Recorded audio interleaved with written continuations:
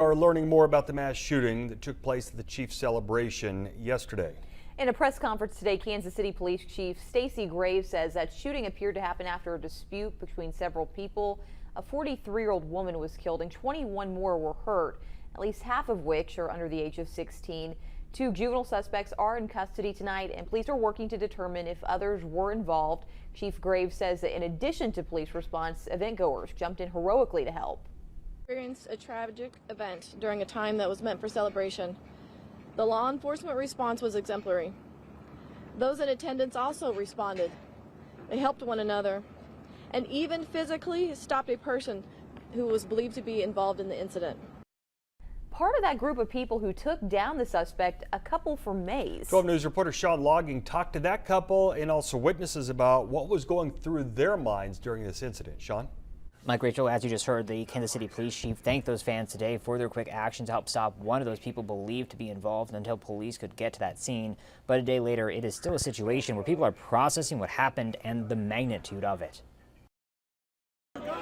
Quick thinking and quick action. I heard somebody yell, "Get him," and I looked to my left and this guy's running, towards us. Instinct is what drove Trey and Casey Filter of Maize as Trey and another fan tackled and held down one of the people running away from that scene. In the scuffle, we didn't know if he still had a gun. I didn't know she had grabbed that, and it was being yelled through the whole thing, and so it was a tense 30 seconds. What they describe as an assault rifle flying and landing at Casey's feet. My initial thought was just to get it away and out of the area and kind of hide it. They were at the rally with their two kids, wanting to take part in his back-to-back Super Bowl celebration. The drive back was very sobering as we realized, Yeah, that's when we were realizing how much was going the on. magnitude of it. Like them, this whole situation left many trying to react.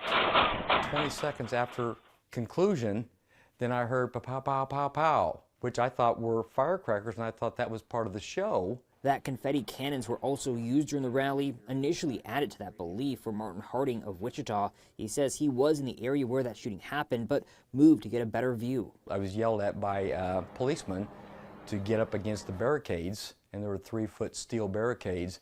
I was told to get by the barricades, stay there, and don't move. It wasn't until he finally got back to his car he learned the full scale of the situation. It's creating for a common sentiment. Everybody in Kansas City, we're praying for you guys. Casey are among those receiving national attention for their actions Wednesday.